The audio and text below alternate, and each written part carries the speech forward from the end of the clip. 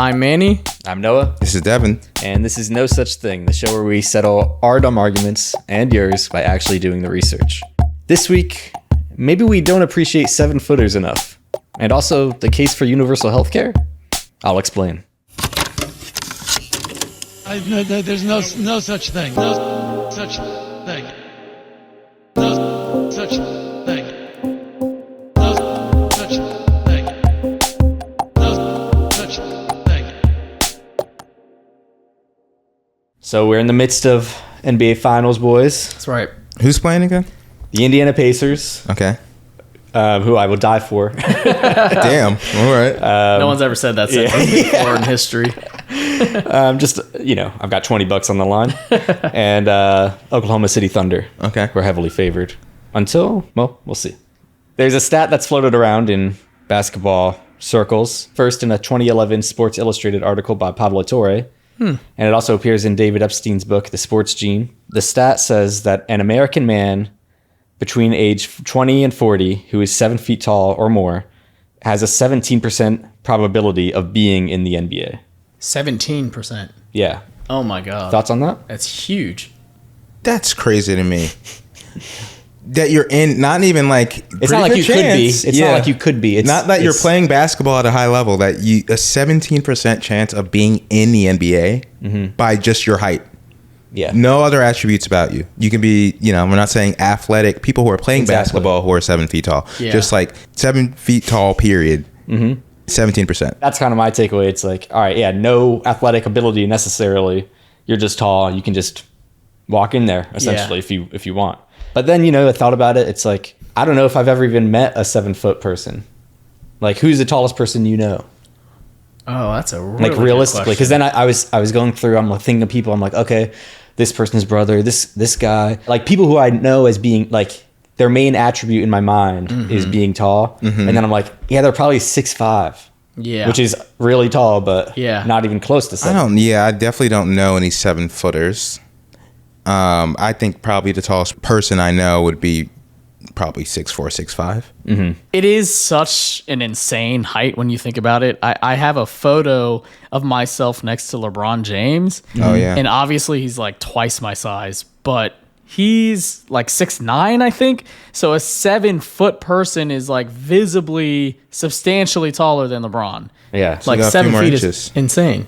So what's crazy to me about this stat is I was trying to think about what other sport could you have one attribute that you would say this, if you just have this attribute, you would be, we'll say 10%. Yeah. You're in a league. Yeah. If you just have this, your certain amount of pounds, your height, even like arm length. I don't know. What are other attributes? Basketball's so skill-based, but it's interesting that this is kind of the outlier there. Yeah, and I think it's largely just because the receptacle that you need to score in is high up, and like in other sports, that's not the case. The goal or whatever's the same level as like track, right? You're running a distance. You think, having long legs Yeah. gives you an advantage, but as we know, in track, just being tall doesn't mean you're faster. Yeah, Right. You can only have legs so tall Yep. before you can't. And can you move? run. How quickly can you move those legs? Yeah, you need to Yeah. be able to use them. I know in soccer it used to be the case, at least at the levels I was playing, like a smaller person had an advantage, Right. just like weaving through traffic essentially. If you were taller, you were a little clunkier, or they just made you the goalie. Controversial, but what about a horse jockey? Oh, being small. Because I don't know what I mean. I don't But know. it's not. But you wouldn't say all people between these ages. Yeah. Between 5'3" and whatever are horse horse jockeys.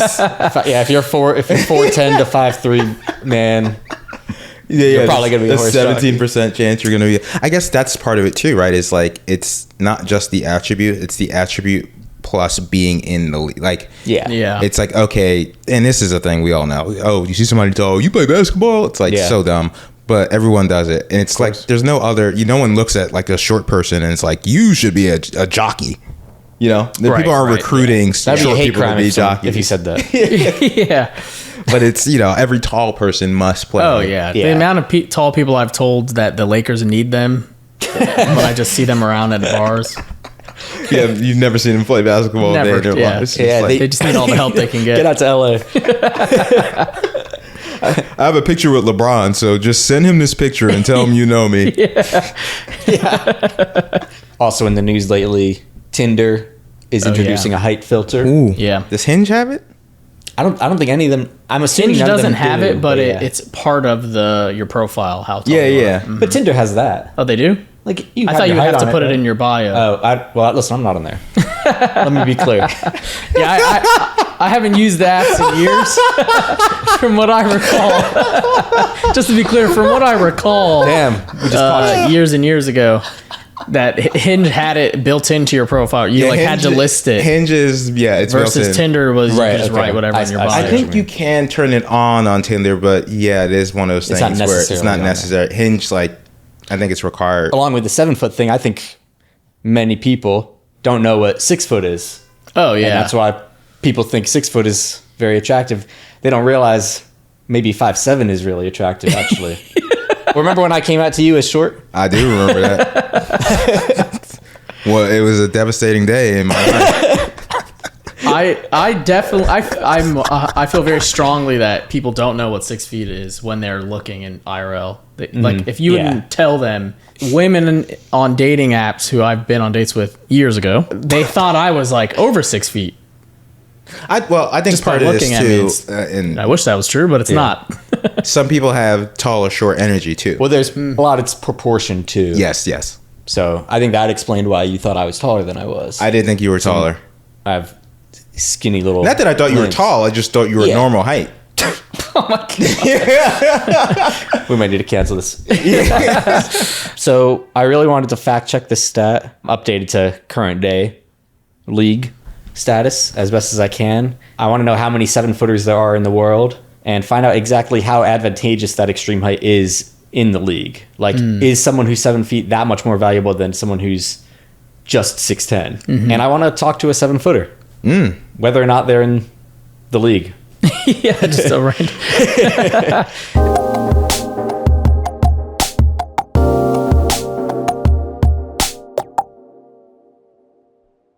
We are back. So we're going to try to find out if that original stat is true, that an American man aged 20 to 40 who's 7 feet tall has a 17% probability of being in the NBA. But first I wanted to find out how many 7-footers exist in the world total. And this data was surprisingly hard to come by on my own. So I reached out to a few researchers who have looked into heights in various ways.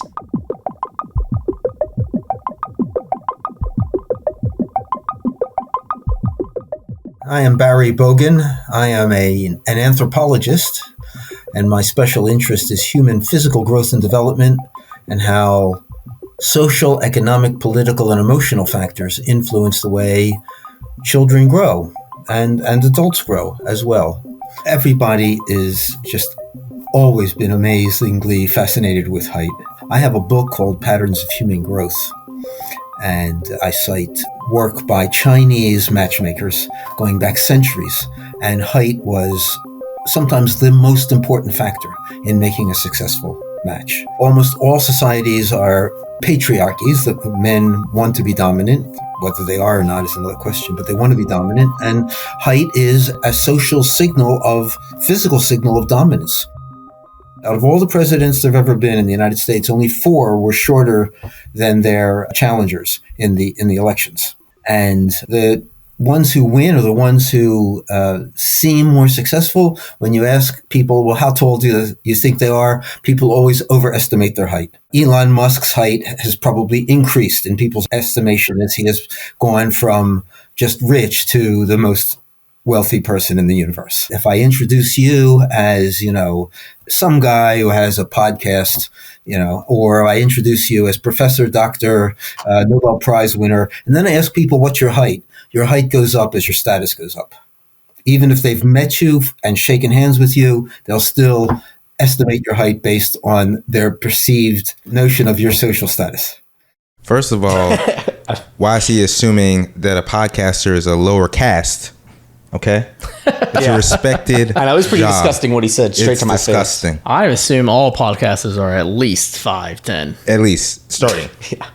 A second thing is, we talk a lot about the presidential races. We've never had a woman president. Yeah. Has anyone ever brought up the fact that women are typically shorter than men? No one's ever thought about that. No one is. I'm the first person just right now. Now that you mention it, they are. Another researcher from the Netherlands, Björn, he mentioned how height is an indicator of other factors in a society. So for many people, it's a sort of nice gimmick, and you see it a lot in the media and in the press, like this country has become so tall and the Dutch are the tallest in the world. But for me, it's an indicator of living standards of a population. So the average height, and especially changes in average height, tell us how a population is doing. Height is basically two things. On the one hand, it's nutrition, so your nutritional intake. And on the other hand, it's claims on energy that you cannot use to grow. So if there's a lot of claims on energy, for example, because there's a lot of child illnesses, you live in a cramped space, you live in a very polluted area, then you grow shorter. If there's not enough nutrition or these things, then also you will not grow as tall as you're capable of doing. So it's sort of fulfilling your genetic potential. And in a way that enables us to track living standards over time. And so for the Dutch, the living standards has gone up. The Dutch by 1850 were ranked in the middle of Europe. And now they're the tallest in the world. And that is because the Dutch have become much healthier, have become a very equal society. So health is available to everyone, but also nutrition is available to everyone. And basically the combination of these two things helped the Dutch to grow taller. A few things there that stood out. So obviously genetics play a big part in it, but it's also about fulfilling that kind of maximum potential that you get through more comfortable lifestyles and, better nutrition, these sorts of things. Barry echoed the same thing as far as so much is just based on kind of energy use. When I grew up as an anthropologist, the main factor people considered was genetics and diet. There's all kinds of crazy ideas and good ideas about that. But in the last decade, I've been working with some colleagues here in Europe and in the United States, and we've found that social, economic, political, and emotional factors are as important or more important than genetics or diet. Think about revving the engine of a high-performance car all the time. You just keep your foot on the accelerator all the time. How long is the engine going to last? Chronic stress from, constant threat of violence, constant inequality, constantly worrying about where you're going to get enough money to buy food. That's like revving your body's engine all the time. Eventually, it gives out. We've known for a long, long time, and there are classic studies that show if you stress kids out, even if you feed them well, they've got all kinds of problems. That was shown in a classic study just after World War II. Very famous and lovely British nutritionist named Elsie Widdowson. So the study went like this. In 1946, they gave one orphanage extra biscuits, oranges, and milk with their meals. A second orphanage stuck to the normal meal plan, no supplements. After 6 months, the kids at the orphanage without the extra food grew taller. That seemed odd, so they switched orphanages. The first orphanage with the extra food now used the normal meal plan, and the second orphanage got the extras. And it happened again. The orphanage that was eating less grew taller. Why? What Elsie Widdowson discovered was that the head matron disciplined the children at mealtime. In other words, if you were bad, right? Okay, Noah, you're a bad boy. She'd call you up to the front and she would cane you in front of all the other children. Then they would serve the meal. That stops your digestion. And she, the mean matron, happened to switch orphanages right when they switched the meal protocol for the study. So she was at the first one with the extra food and the extra beatings, and then she switched to the other one. So eventually it was realized that if kids were stressed, they didn't grow as tall.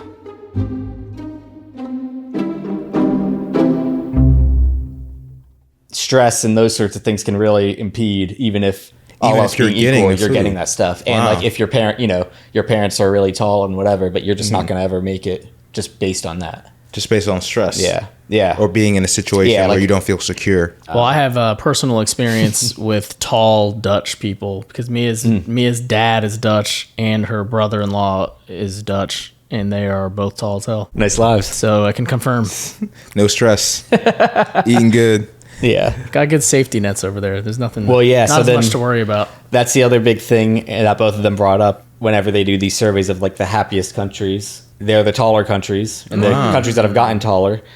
And those countries, you know, many of them in Scandinavia, et cetera, have pretty good healthcare systems versus like, okay, well, like in the US, for example, some people are getting great healthcare and growing and getting taller. So certain populations, afford it. and then others are not. The average in the U.S. is like 5'10.5" for men, but for non-Hispanic white, this is what the government calls European Americans, non-Hispanic white, that goes up about not even an inch, so maybe 5'11".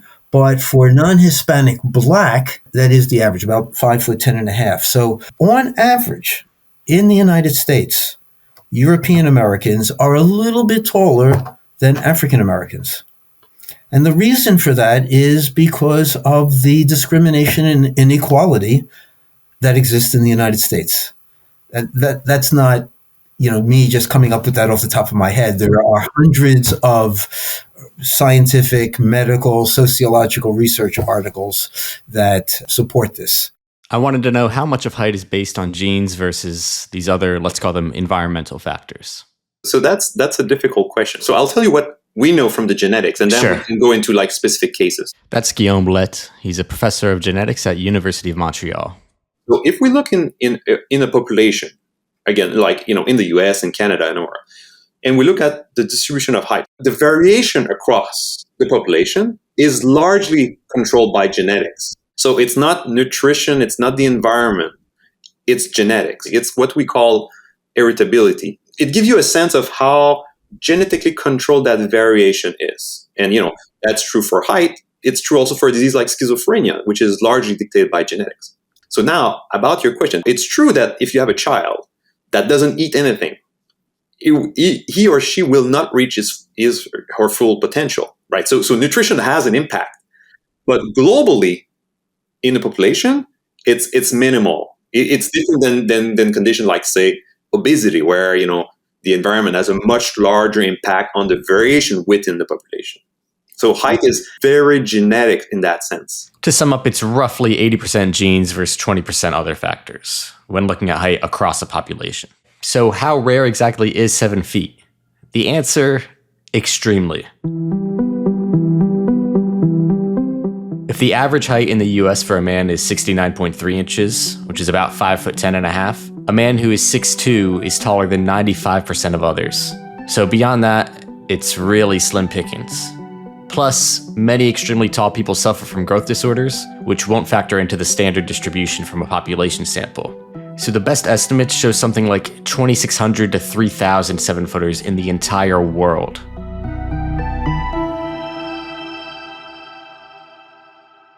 So to kind of sum up, it's unclear exactly how many 7-footers there are worldwide, but we have an estimate, and that kind of number of 2,800, give or take, is somewhat accurate, or at least these guys kind of signed off on we can work with that with an asterisk. Okay.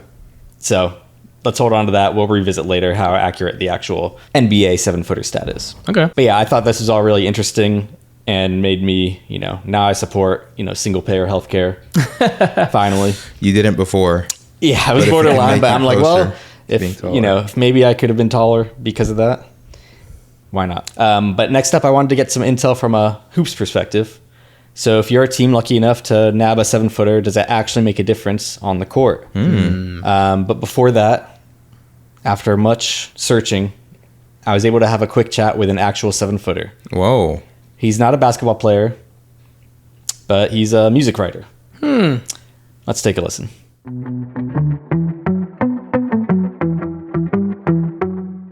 Hi, my name is Tom Breihan. I'm a music writer. I'm the senior editor for Stereogum, and I thought I was 7 feet tall. I might be a little shorter, but I'm somewhere around there. I played basketball when I was a kid. I played up through high school, and I was not good. I was a real clumsy, like, waif of a kid. I was like dangerously skinny, and I tried, but I didn't try that hard, and I never loved it as a kid. I like it a lot more as an adult. How often are you asked that? Oh, every day. The last time I had a teacher taller than me was, I want to say 5th grade. It might be 4th grade. My dad was 6'6", and my mom was 6'2", and I was beyond them really quickly. I'm one of the tallest people I've ever met. What are kind of the best things you would say about being tall? I like being remembered. That's nice. It can be tricky sometimes. It's one of those things where, like, if I meet somebody once, they'll remember me and I might not remember them. Like, that's a pretty common thing. But it's nice to, walk into a room and stand out. It's not something I take for granted.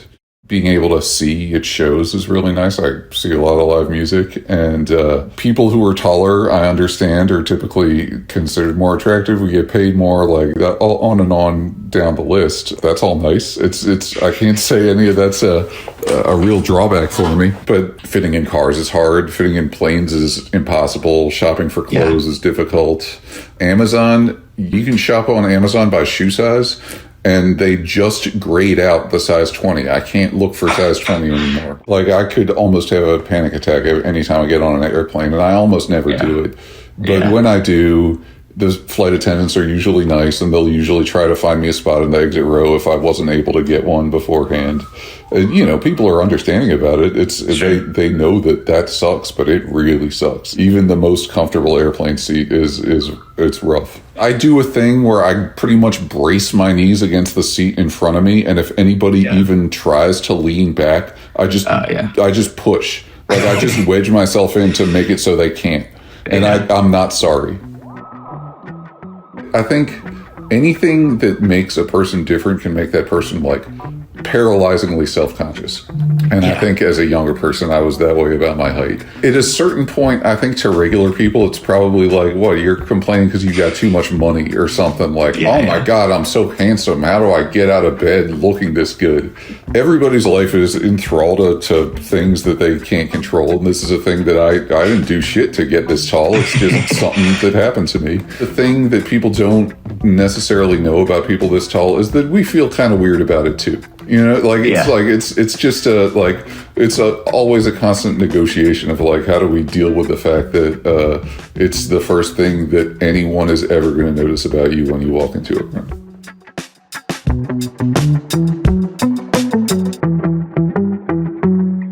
What'd you think about hearing from the tall community? It's really interesting. I am one of the people he was talking about at first, where I was like, oh, you're too tall. Like, give me a break. But yeah, clearly sounds like a huge obstacle in his everyday life. I had never even thought about how planes are not made for people that tall. Oh yeah, I mean, I'm uncomfortable on planes, and I'm short. Like, I'm like, damn, this sucks. I can't wait to get out of here. And at least my knees can fit behind the seat. I thought the thing he said about just everyone remembers him. Yeah, I would totally remember.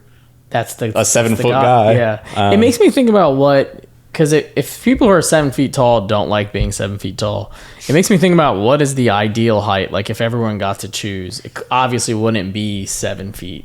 If I had to pick, I would say like 6 feet. Yeah, I think 6'1". Sounds nice. I wouldn't want to go much higher than that. Yeah, I think once you're getting past 6'3", it seems like it could probably be a burden. Yeah, or even it could become a part of your life that you don't care. Like, then everyone's like, oh, you're so tall all the time. I'd want you're hitting extreme levels. A height where it's like, oh yeah, this tall guy looks good. Not like, damn, bro, the Lakers need you. Like what I do to people when I see them. You don't want. Yeah, you don't want that. That'd be horrible. I don't want to be as annoying as I am. So now we know how many 7-footers there are. Mm-hmm. Well, we know how unknowable it is, at least. But I'm curious about how valuable they are in a basketball sense. I reached out to Owen Phillips. He writes the F5 newsletter and previously worked as a data analytics guy for the Knicks. Bing bong! So I asked him, first off, how rare is a true 7-footer in the league? So if you look at the data this year, there were 39 players that are listed at 7 feet or taller. There are 575 NBA players, so you're looking at about 7% of the NBA population is 7 feet or taller. There were 39? The tallest player, by the way, is Zach Edey, who just finished taller than Wemby? He just finished his rookie year for the Memphis Grizzlies, and he's listed at 7'4". Wemby is 7'3". Wow. I don't know. I haven't looked at them side by side. Wemby, I guess, just looks lankier. Yeah, he's so slim. Yeah. I wanted to know if the NBA has been getting taller over time. Are we at peak 7-footer now? I feel like we have to be, right? So he says it depends on when you're comparing the number to, because if you looked at like 70 years ago, when it was, other people in the league. Mostly whites. Yeah, it was not, then yes, definitely. So if you look at it over the course of the entire NBA, there are far more 7-footers today than there were 70 years ago. But we are not at peak 7-footer. In fact, in the late 90s, early 2000s, there were over 50 7-footers in the NBA. And you can think about all the NBA players that basically had jobs just to guard Shaquille O'Neal. O'Neal puts it on the floor and stops, and he brought it down! He brought the whole goal down! Goodness. Every team needed a player, sometimes two players, to be able to guard Shaq. And so you had a proliferation of all these 7-footers in the NBA at the time.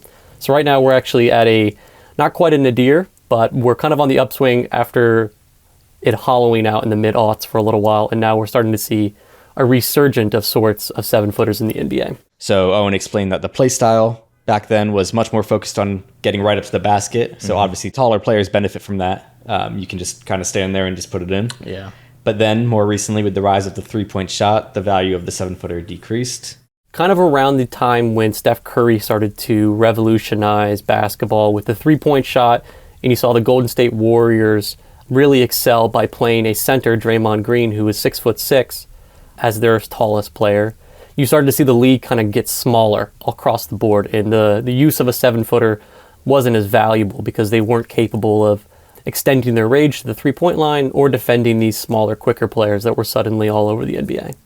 I wanted to know how much that extreme height actually helps compared to, say, being only 6'10". The Ringer does like a regular top 100 player rankings. So this is one data point to kind of put some proof to this. 12 of the Ringer's top 100 players are 7 feet or taller. 7% of the total NBA population is 7 feet, so they are overrepresented there as far as being good players, if you trust Bill Simmons. which I don't. We'll save that for another podcast. But yeah, that said, height is one thing, but wingspan is really what's important since you don't block shots with your dome. Yeah. Now, is it better than being 6'10" or being 6'11"? Hard to say. And I think one of the things that's really important to remember is that height can sometimes be a misnomer, and what we're actually more interested in the NBA is their length. So a player who's 6'11" with a 7'7" wingspan is probably more valuable than a 7-foot player with a 7'5" wingspan, because how far you can reach is more important than how tall your head is, if that makes sense. And not to be the idiot here, but can you just establish what a wingspan is?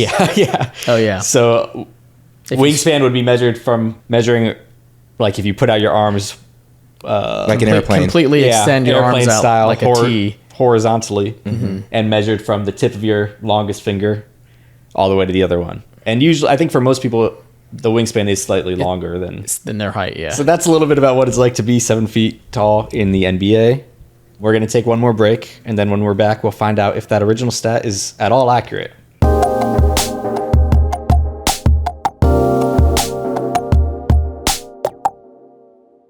Okay, welcome back. So far, here's what we've learned.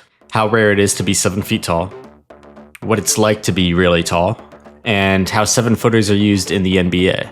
So now it's time to do the math. If you're an American man between the ages of 20 and 40, and you're at least 7 feet tall, how likely are you to be a professional basketball player? After crunching some numbers, using the proprietary NOAA mathematics system, my math career ended at pre-calculus and I never took statistics. Here's what I found.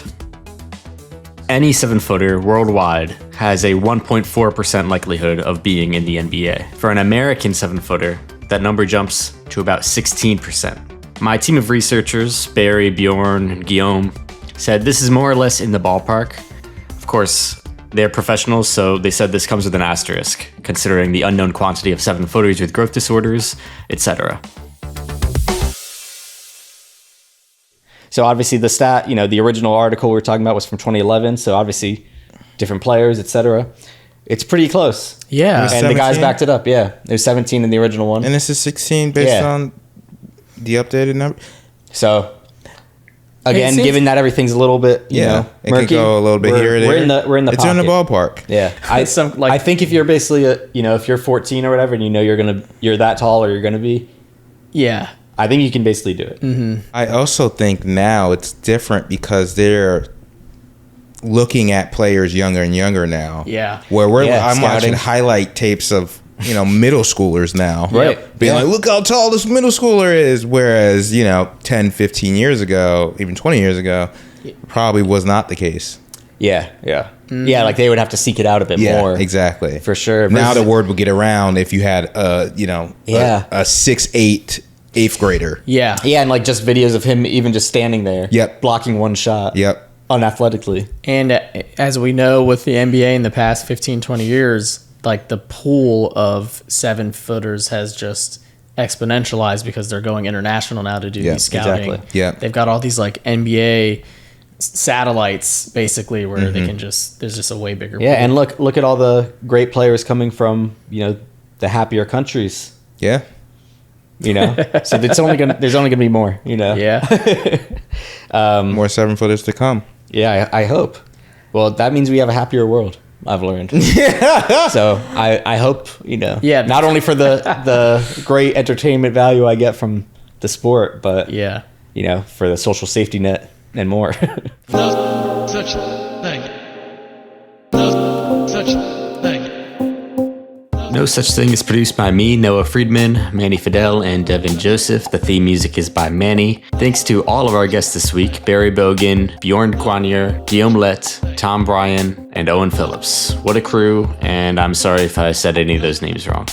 Please subscribe to our newsletter at www.nosuchthing.show. I'll be sharing links to some of the research discussed in the episode, as well as Owen's basketball newsletter, the F5, and more. Please don't forget to follow us on Apple, Spotify, or wherever you listen. Share with a friend and leave a 5-star review. It really does help a lot. And if you have a question you want us to tackle, please shoot us an email at mannynoahdevin@gmail.com, or you can leave us a voicemail. The number is 860-325-0286. Thanks so much for listening, and we will be back soon.